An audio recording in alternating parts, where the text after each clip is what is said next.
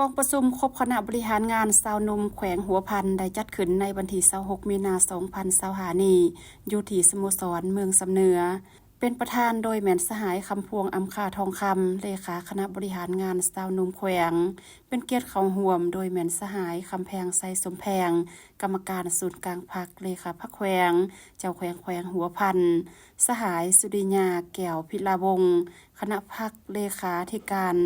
หัวหน้ากรมอบรมคณะบริหารงานศูนย์กลางสาวหนุ่มประชาชนปฏิบัติลาวสหายนางรองคำพรมิไซคณะประจำพรรคแขวงหัวหน้าคณะจัดตั้งแขวงผู้ชี้นำเบียกงานแนวคิดทฤษฎีและองค์การจัดตั้งมหาชนขันแขวง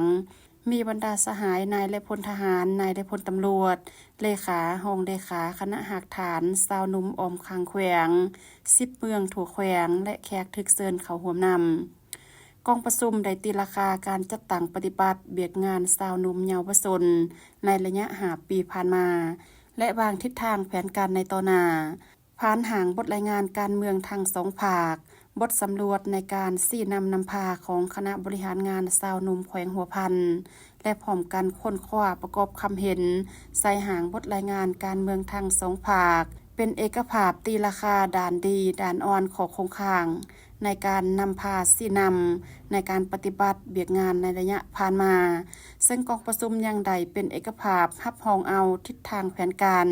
และขาดหมายสู่ชนในต่อหน้าเป็นต้นแม่นคณะสาวหนุ่มแต่ละคันต้องเพิ่มทวีการนำเอาแนวทางของภาครัฐมาเผยแพร่เสื่อมซึมศึกษาอบรมแนวคิดให้แก่สมาชิกสาวหนุ่มเยาวชนปลุกระดมสมาชิกสาวหนุ่มเยาวชนเข้าร่วมขบวนการต่างๆให้เป็นขบวนฟดฟื้นติดพันกับเปียกงานวิชาเฉพาะติดพันกับเนื้อในขอแข่งขัน4 บุกเนื้อในขอแข่งขัน3 ดี4 หูและ6 หัก3 สั่งนับแต่แขวงลงหอดขันเมืองขันบานและหกเฮียนเฮือใดเคลื่อนไว้ตามพระบทบาทของตนให้ใดตามขาดหมายปลุกระดมสาวหนุ่มเยาวชนเข้าร่วมขบวนการก่อสร้างหากฐานสาวหนุ่ม4 บุกสร้างโรงเรียนติดพันกับการสร้างหน่วยพักปลอดภัยเข้มแข็งหนักแน่นสุขอยู่นำพาสาวหนุ่มแต่ละคงเขตเฮ็ดเบียกงานวิชาเฉพาะสร้างอาชีพเสริมให้สมาชิกสาวหนุ่มผู้ที่ว่างงานให้มีอาชีพและสามารถประกอบอาชีพโดยตนเองเพิ่มทวีการพัวพันกับต่างประเทศโดยเฉพาะแมนคณะสาวหนุ่มเพื่อนมิตรสาวหนุ่มยุทธศาสตร์สาธารณรัฐสังคมนิยมเวียดนามและองค์การจัดตั้งสากลบนพื้นฐานแนวทางการต่างประเทศของพรรคเฮาจากนั้นผู้แทนกองประชุมยังได้ใช้สิทธิประชาธิปไตยปอนบัตรคัดเลือกเอาคณะสุดใหม่